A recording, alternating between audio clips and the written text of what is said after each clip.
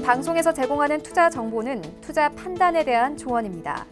방송에서 제공하는 주식의 가치, 가격 상승 및 가격 하락에 대해서는 방송사에서 보장하지 않습니다. 시청자 여러분 안녕하십니까. 오늘장 내일장 일부 출발하도록 하겠습니다. 서정덕입니다. 시장의 조정이 길어지고 있습니다. 깊어지기보다는 길어지면서 지치는 시장이 되고 있는 모습인데 오늘도 조정이 또 나오고 있는 상황입니다. 양시장 모두 파란불 보여주고 있고요. 코스피가 낙폭이 조금 더 큰 모습입니다. 일단 이번 주 들어서 단 한 차례도 반등다운 반등이 없습니다. 기술적 반등 정도가 나와줘야 하지 않나라는 시점인데도 불구하고 지금 아무래도 투심도 좋지 못하고요. 시장 자체가 모멘텀이 여전히 부재합니다. 기존의 재료들이 그대로 노출이 돼 있는데 그 재료들이 시간이 가면서 좀 희석되는 부분도 있고 지속적으로 불거지는 경기 둔화 우려가 지금 나오면서 미국 투심이 좋지 않고요. 미국장이 좋지 못합니다. 이에 따라서 우리 시장도 계속해서 영향을 받는 모습이고 거래소는 현재 전기 전자 업종 조정 나오고요. 운송장비, 철강, 화학 전체적으로 경기 민감 업종이나 경기 방어 업종이나 전체적으로 쉽지 않습니다. 중국 관련 소비주들 선방이나 카카오 이런 개별 종목 이슈가 있는 몇몇 종목만 오르는 정도고요. 코스닥은 제약바이오 업종이 어제보다는 좀 투심이 나아지긴 했지만 아직까지는 빨간불 보이는 종목이 그렇게 많지는 않습니다. 개별 종목 이슈로 움직이고 있습니다. 자, 정리해보자면 한 주를 마무리하는 금요일장입니다. 한 주 내내 피로도가 지금 굉장히 많이 누적이 되고 있는 상황이고요. 길어지고 있는 조정을 좀 대비를 해야 된다라는 얘기들이 있습니다. 아무래도 다음 주에도 시장의 소재 자체는 큰 틀이 변하지 않을 것이다라는 전망들이 강하기 때문에 이번 주 그리고 다음 주까지 어떻게 지내야 하는가 갈팡질팡 하시는 분들이 많이 계실 것 같은데 자세한 이슈들 일부에서 정리해 보도록 하겠습니다. 헤드라인 뉴스부터 전해드립니다. 경상수지는 81개월째 흑자 행진을 이어갔습니다. 하지만 지난 1월 흑자 규모는 9개월 만에 최소 수준으로 축소됐습니다. 지난 2012년 5월 이후 81개월 연속 흑자이긴 한데 흑자 규모가 지난해 4월 13억 6천만 달러 이후 가장 적었습니다. 반도체 수출이 22.6%나 급감한 가운데 상품 수지 흑자는 56억 1천만 달러로 지난해 2월 이후 최악이었습니다. 미 국무부 고위당국자는 대북 압박 전략은 유지될 것이며 도널드 트럼프 미 대통령이 결정한다면 제재는 강화될 것이라고 밝혔습니다. 이 당국자는 북한 동창리 미사일 발사장 복구 움직임에 대해 의도를 좀 더 봐야 한다며 이같이 말했다고 로이터 통신이 보도했습니다. 또 대화에 대한 결정은 북한에 달려있다고 공을 넘겼습니다. 코리 가드너 미국 상원 외교위원회 동아태 소위원장은 북한의 동창리 미사일 발사장 복구 움직임과 관련해 북한이 불법적 프로그램과 핵미사일 기반 시설을 발전시키고 있다며 대북 최대 압박을 강화해야 한다고 주장했습니다. 이어 15개월 동안 핵실험과 미사일 시험이 없었더라도 북한은 여전히 미국과 동맹국의 핵 위협으로 남아있다고 강조했습니다. 대우조선해양 민영화가 산업은행의 최종 심의를 거쳐 확정됩니다. 대우조선해양의 최대 주주인 산업은행은 오늘 오후 이사회를 열어 현대중공업그룹에 대우조선 지분을 넘기는 안건을 상정합니다. 이변이 없는 한 안건은 가결될 전망으로 이후 현대중공업과 본계약을 체결할 예정입니다. 증시 흐름 이어갑니다. 국내 증시 흐름 살펴볼 텐데 코스피가 1%가 넘게 빠지고 있습니다. 낙폭이 지금 점점 더 깊어지고 있는 상황이고요. 1% 정도의 급락이 현재 만들어지고 있습니다. 2200에서 지금 2140선대까지 쭉 밀려 내려오고 있는 겁니다. 이번 주에. 다음 살펴보도록 하죠. 하루간의 흐름입니다. 2158부터 2141포인트대까지 밀려 내려왔고요. 이렇다 할 반등 없는 상황인데 수급 주체에 좀 문제가 있나 꼬여있나 확인해 보도록 하죠. 역시나 양매도입니다. 기관 외국인 쌍끌이 매도 나오고 기관은 연기금조차도 지금 팔고 있는 상황입니다. 프로그램 매수도 없고요. 개인은 2296억 원 일단 하락장에서 개인은 매수에 들어오고 있습니다. 다음 살펴보도록 하죠. 삼성전자, SK하이닉스, 현대차까지 모두 빠집니다. 일단은 전기전자업종, 운송장비업종 그리고 셀트리온도 보합권이고요. 오르는 종목 하나 없습니다. 6위부터 12종목들 살펴보도록 하죠. 시총 상위주들이 줄줄이 하락입니다. LG화학, 삼성바이오로직스, 네이버, 포스코. 그동안 좀 잘 달리던 네이버 역시 오늘 3.97%나 빠집니다. 다음 살펴보도록 하죠. 삼성물산, SK텔레콤, 신한지주, 현대모비스 빠지는 가운데 LG생활건강 올라가는데 일단 중국발 이슈가 있는 종목들, 업종들 위주로 올라옵니다. LG생활건강, 화장품 관련 업종들은 오늘 올라오고 있고요. 면세점 관련 업종들 올라오고 있는 상황입니다. 다음 살펴보도록 하죠. 코스닥은 낙폭이 0.18% 수준에 그칩니다. 735.50포인트의 거래가 되는데 하루간의 흐름 정리해보도록 하죠. 보시면 739 장중 고점이고요. 현재 포인트는 딱 중간 정도 수준에서 움직이고 있는 상황입니다. 거래소에 비해서는 그래도 탄력적으로 움직이고 있는 모습인데 수급 주체 확인해 보도록 하겠습니다. 코스닥 시장은 외국인이 사줍니다. 125억 원, 그리고 개인, 기관 소폭씩 매도하는데 금융투자 쪽에서 주로 매도가 나오고요. 투신과 연기금은 오히려 사줍니다. 다음 살펴볼까요?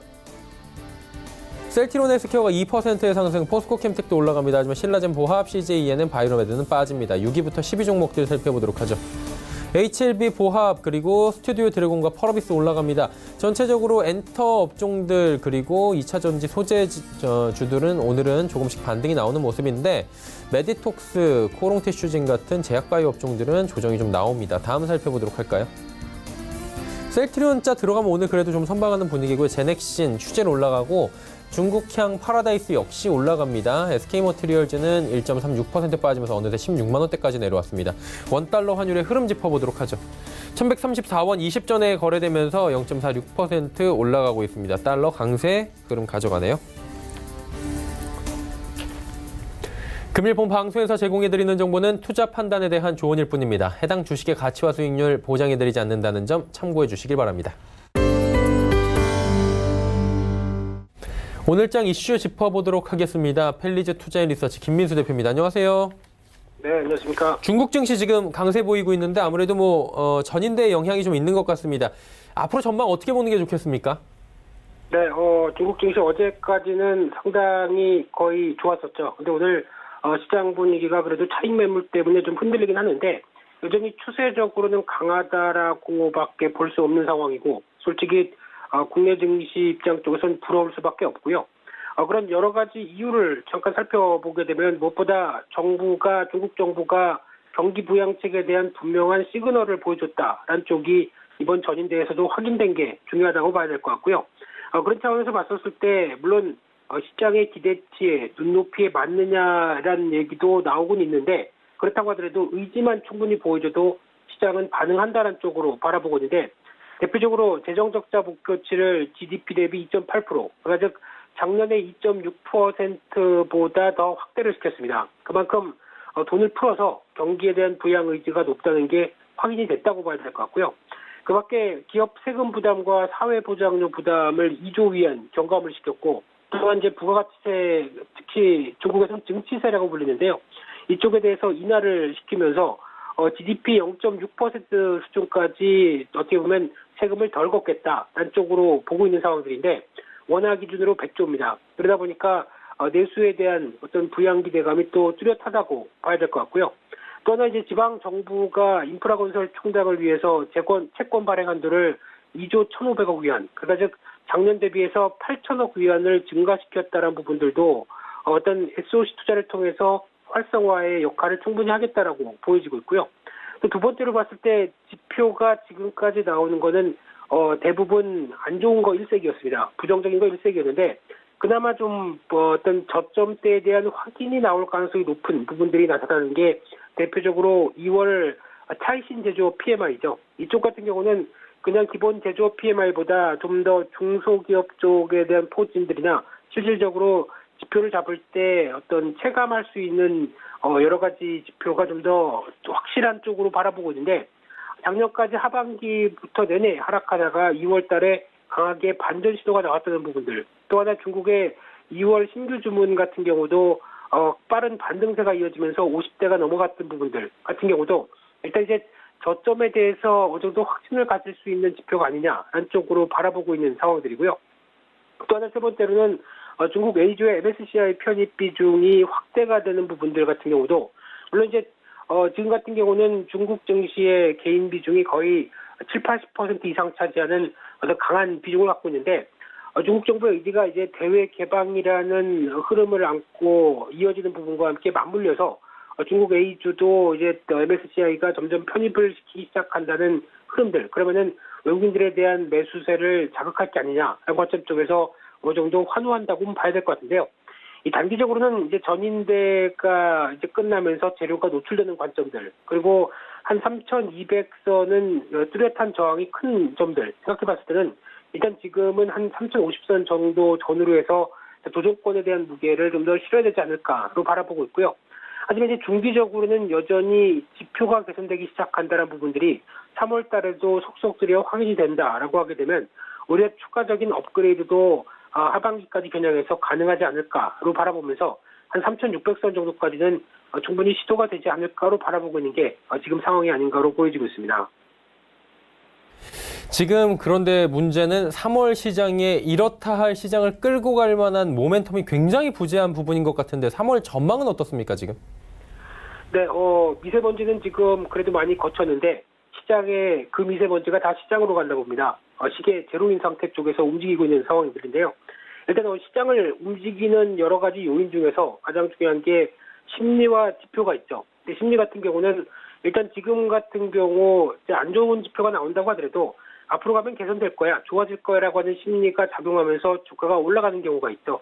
그게 아마 최근까지 나왔던 부분들의 흐름들이라고 하게 되면 특히 이제 북미 정상회담 결렬이라든가 특히 단기적으로 좀 많이 올랐네라고 하는 부분들이 나오게 되면 오히려 심리가 좀 갈팡질팡하게 되죠. 그런 상황 속에서 여전히 지표가 따라오지 못한다라고 하게 되면 오히려 시장은 실망감이 좀 더 커지는, 그래서 심리가 먼저 긍정적으로 작용했다가 다시 사그러드는 과정이 나오는 변화가 지금의 흐름이 아닌가 생각되고 있고요. 그런 관점 쪽에서 단기적으로는 일단 여러 가지 지표만 본다고 하더라도 지수에 대한 기대감이 낮다라는 관점 쪽에서 종목 위주의 장세 쪽으로밖에 펼쳐질 수 없는 한계를 보이고 있는 상황들인데, 만약에 이제 어떤 패턴을 보게 됐을 때 약 한 2,130선 정도까지 만약에 시장 지지권까지 이탈하면서 시장의 불확실성이 커진다라고 하게 되면 아마 종목적으로도 여파가 더 커질 수가 있습니다. 그렇기 때문에 종목 중심으로 일단 시장을 대응하시되 시장이 좀 불확실한 면 좀 더 커진다라고 하게 되면 종목도 언제든지 비중을 정리하면서 위험 관리를 대응할 필요가 있다는 쪽으로 바라보셔야 될 것 같고요. 중기적으로는 앞서 말씀드렸던 것처럼 중국 지표가 계속 개선되는 게 확인된다. 그리고 또 반도체 사이클 같은 경우도 지금 시장이 바라보는 것처럼 한 1분기, 2분기 정도쯤에는 어느 정도 저점 신호가 나온다라는 부분들과 함께 기업 실적도 마찬가지겠죠. 저점에 대한 확인이 됐다라고 하게 되면 그때부터는 반등할 가능성이 높은데 아직까지는 시간이 좀 더 확인할 시간이 필요하다는 관점 쪽에서 시장에 대한 기대감을 좀 많이 낮추면서 대응하는 게 좋겠다. 그렇게 말씀드리겠습니다. 한마디로 시장에 지금 기대할 부분이 없다라고 하면 기대치를 낮춰보면서 하나하나 대응을 해보자라고 말씀을 해주셨습니다. 오늘 말씀 여기까지 듣겠습니다. 고맙습니다.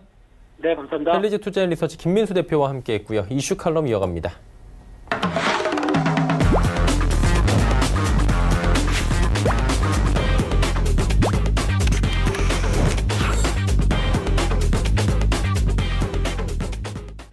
이슈 칼럼 이어가도록 하겠습니다. 미중산업경제연구소 조용찬 소장과 함께합니다. 안녕하세요.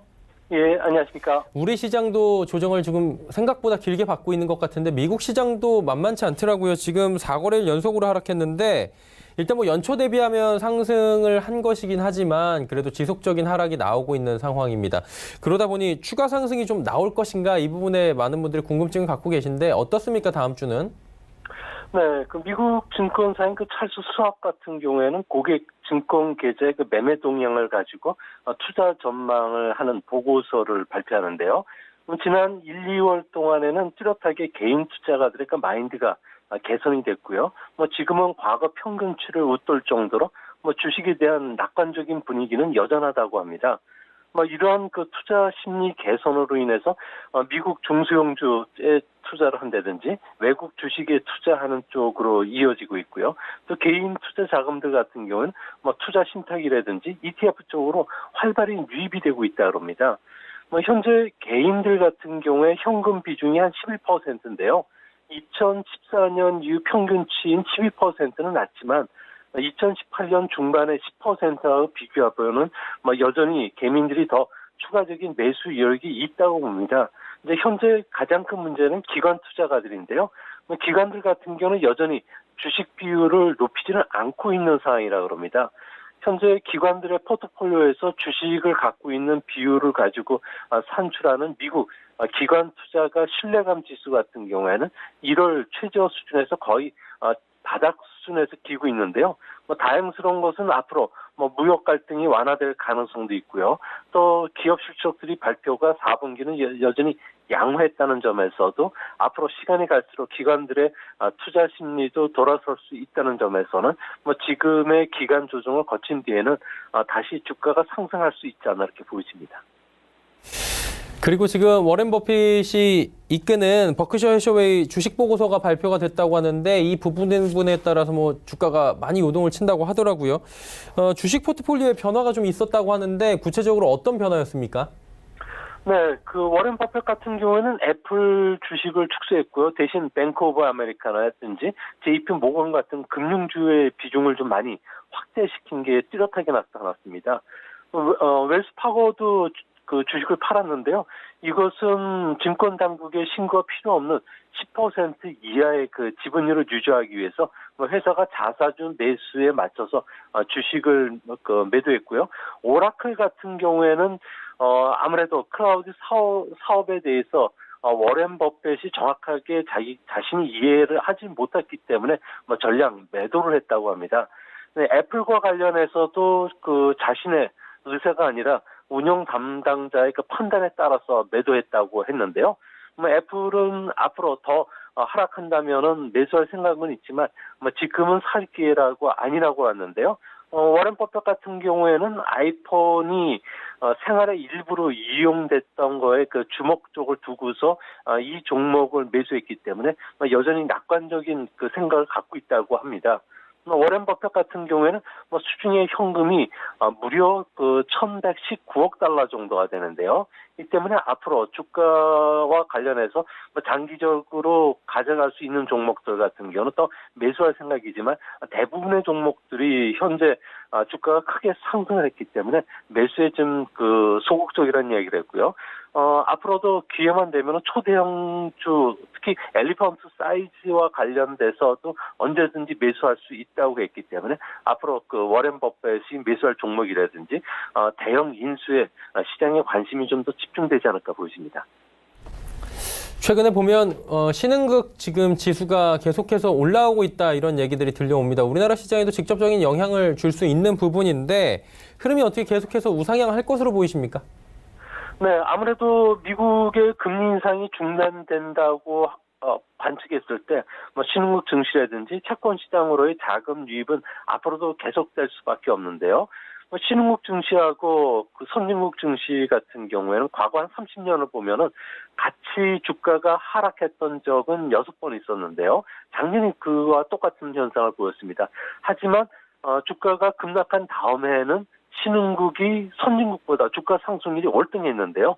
이 때문에 글로벌 투자가들이 지금 현재 신흥국 증시로 몰리는 것도 이 때문인 것으로 보여집니다. 특히 신흥국 증시에 투자할 때는 투자가들이 리스크에 대해서 어떤 자세를 갖느냐가 중요하고요. 때문에 또 미국의 금리 동향도 중요하기 때문에 이 두 부분의 마인드가 개선이 되면서 신흥국 쪽에 자금 유입이 되고 있고요. 여기에 IMF 같은 경우에는 올해 신흥국의 성장률은 제자리지만 2020년도에는 4.9%까지 높아질 것으로 예상을 했는데요. 앞으로 시간이 갈수록 신흥국과 선진국 간의 성장률 차가 더 확대가 될 것으로 보여진다는 점에서 신흥국이 좀 유망해 보인다는 쪽의 의견들을 많이 갖고 있었습니다. 특히 신흥국 중에서는 앞으로 내년에 선거가 있는 인도 그리고 경기 부양에 나서는 중국 같은 경우에도 성장 회복세가 빠르기 때문에 두 나라를 중심으로 해서 자금 유입이 꾸준하게 유입될 것으로 예측이 됩니다.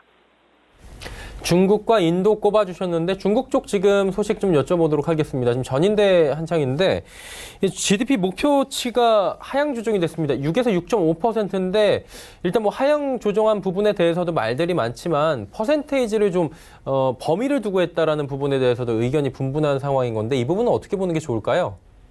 네, 중국 같은 경우에는 성장률 하향뿐만 아니라 모든 정책을 작년과는 정반대 방향으로 틀게 되고요. 또 고용 안정을 최우선의 목표로 둘 정도로 아무래도 중국 경제에 대한 불안감이 상당히 크게 작용하는 것으로 보여집니다.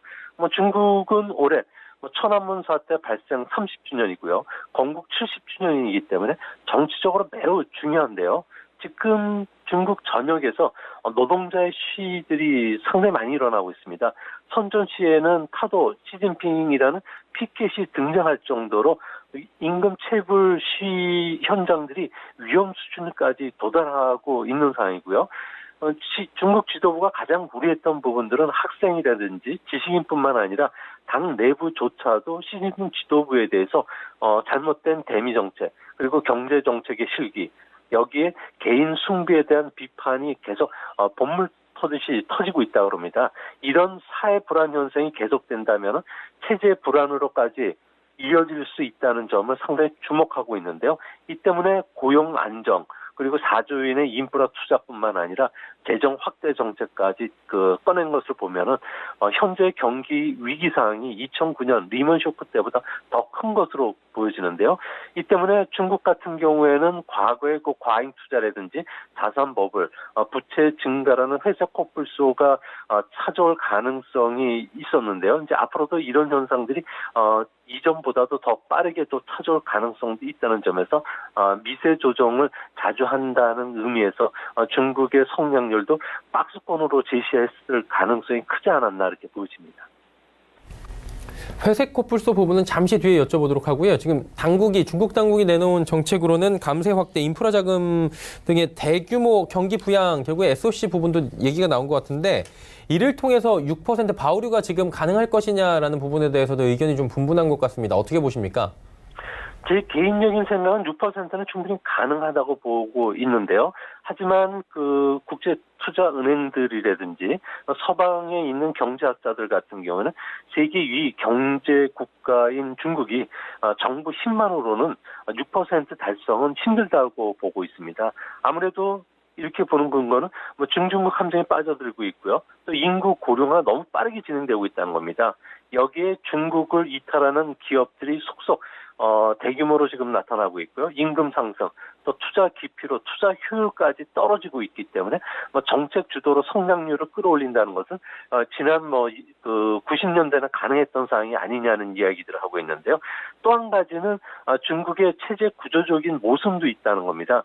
중국은 외부 충격에 무척 강한 경제 구조를 갖고 있지만 정치적 내용이 벌어지면 무척 취약한 경제 구조가 그대로 드러나게 되는데요. 현재 중국 안에서는 개혁파와 성장파 간의 노선 투쟁이 일어나면서 국유 기업들 같은 경우에는 면종 복배, 앞에서는 허리를 구부리고 뒤에서는 딴짓을 한다는 거고요. 또 공무원들 같은 경우는 복지 부동이 뚜렷하고요. 또 검정 교육 방식의 사업에 익숙한 민간 기업들 같은 경우에는 위에 정치인들이 흔들려 버리니까 아예 투자할 생각, 사업 계획을 접는다는 겁니다.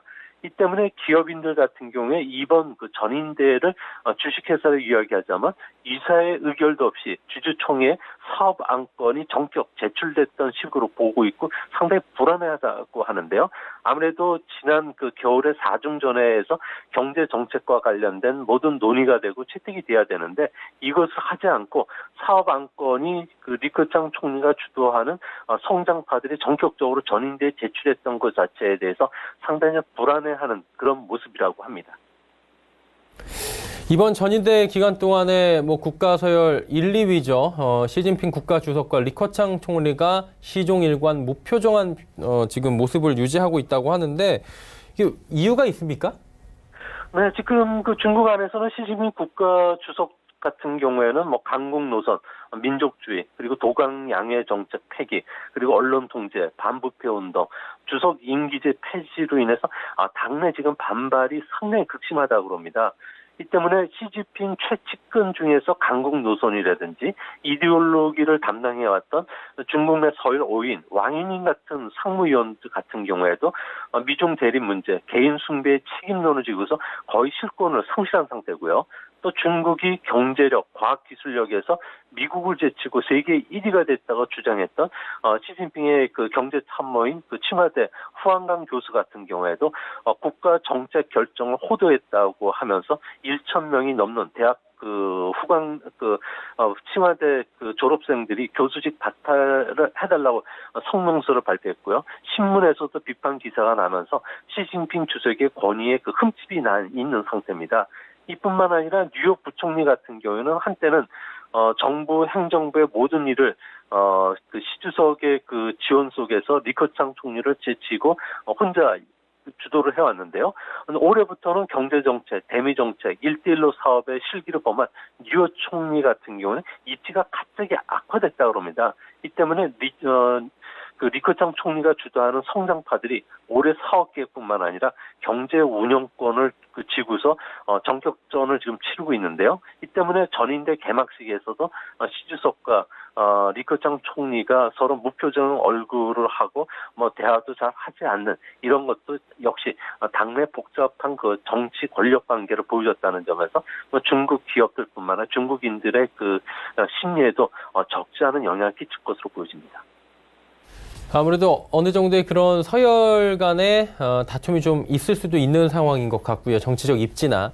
다음을 좀 여쭤보면 전인대에서 성장 방식을 확 바꿨지 않습니까? 작년과 많이 달라졌다라고 말씀해 주셨는데 결국엔 이 부분이 우리 시장이나 우리 경제에 어떤 영향을 줄 것이냐 이 부분을 가늠해 봐야 될 것 같은데 어떤 식으로 보는 게 좋을까요? 아무래도 중국이 내수 주도의 성장을 위해서 고용 안정 문제 그리고 세금 감면, 부가가치세나 통신료, 전기료 인하뿐만 아니라 자동차나 녹색 가전제품에 대한 보조금 여기에다가 개인소득세까지 낮춰주다 보니까요.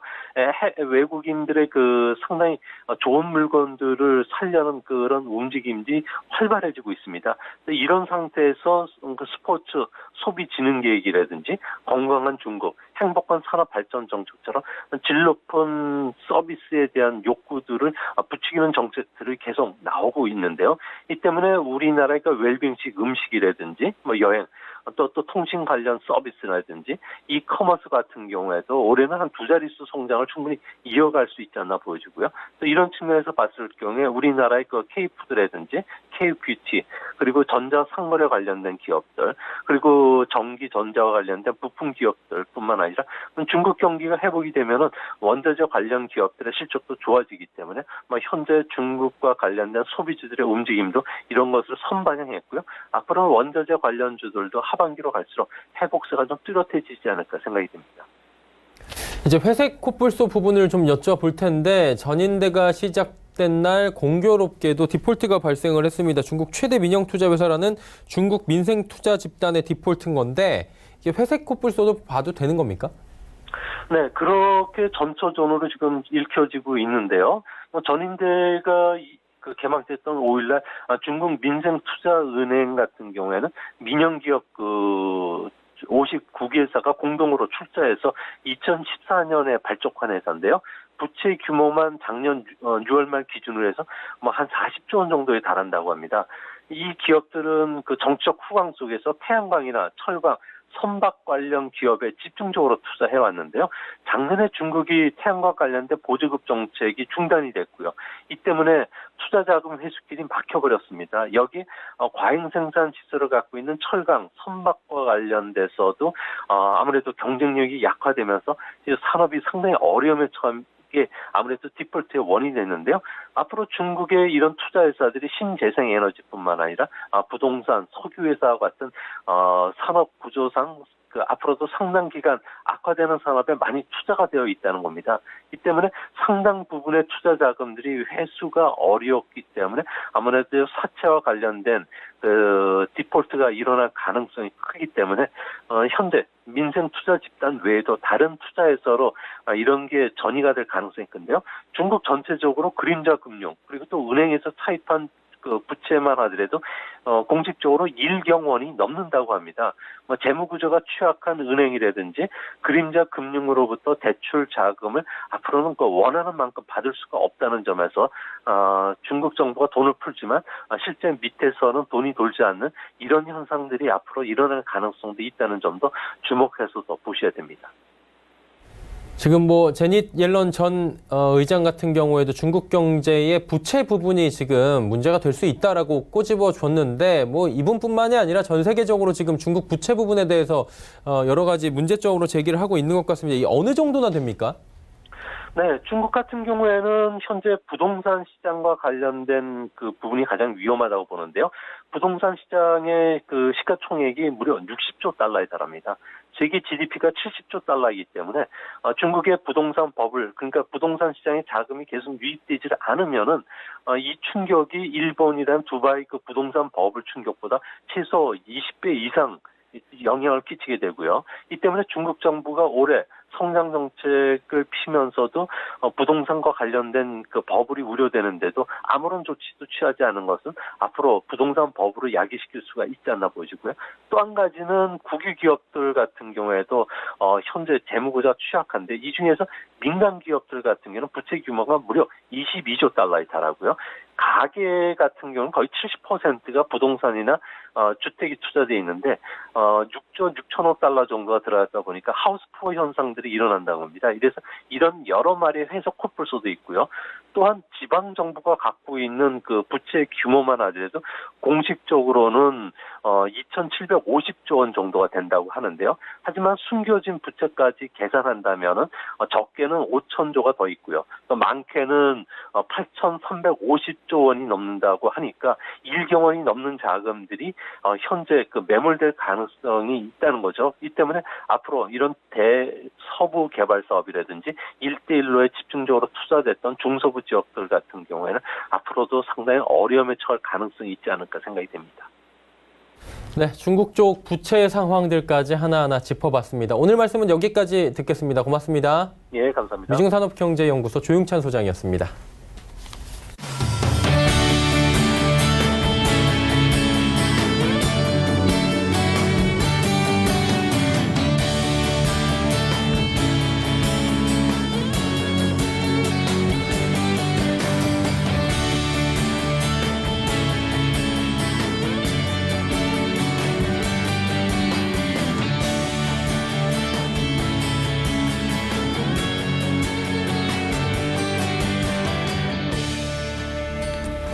오늘장 내일장 1부 함께 하셨습니다. 잠시 뒤 2부 예고해드립니다. 2부에서는 두 분의 전문가와 함께 다양한 종목 짚어보고 종목 상담까지 이어가는 알찬 시간 오늘도 준비가 되어 있습니다. 2부에서 뵙겠습니다. 고맙습니다.